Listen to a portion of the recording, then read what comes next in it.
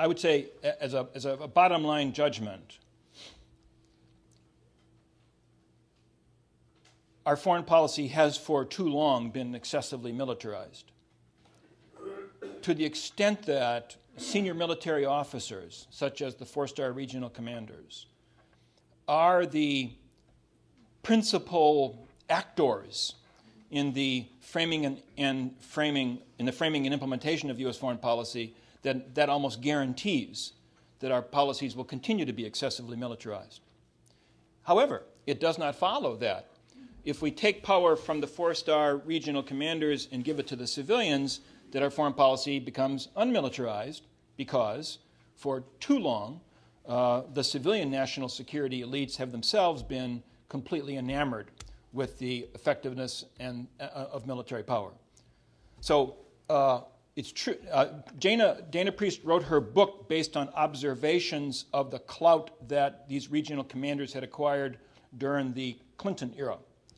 And civil-military relations in the Clinton era had become tilted in favor of the military. I mean, in many respects, the military had acquired a de facto veto over U.S. national security policy.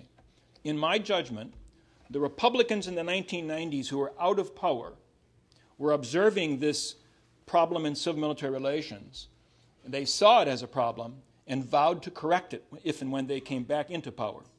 And when Rumsfeld became the Secretary of Defense in 2001, that was almost item number one on his agenda.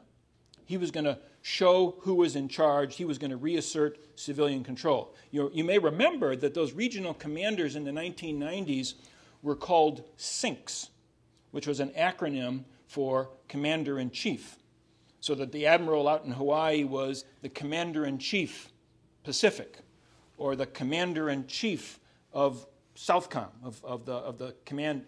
It was Rumsfeld who said, there's only one Commander-in-Chief. And you guys are not going to call yourselves that anymore. You guys are henceforth going to call yourselves combatant commanders. Now, that was symbolic, but it was symbolic, I think, of his determination to reassert control.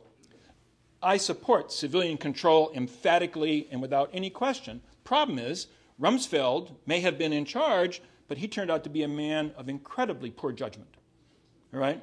So we had, after 9/11, we have policy being made by civilians. Indeed, we have generals getting trampled on. The case of General Shinseki would be the example. We have the civilians making policy, and they're making bad policy. So that's a problem.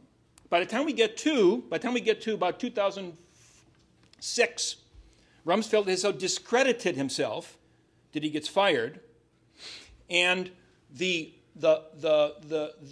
implementation of the so-called surge in Iraq, which it is argued has turned that war around, awkward phrasing because I don't buy that, has now once again tilted civil-military relations in the opposite direction.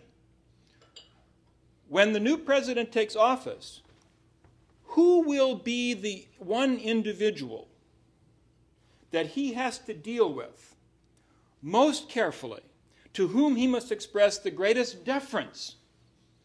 It's going to be a guy named General David Petraeus.